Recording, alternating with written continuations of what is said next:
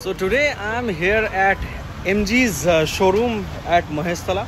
না আমি নিজের জন্য গাড়ি কিনতে আসিনি, আমি আজকে এখানে এসেছি। I am here at the launch of Snappy's premium segment cars.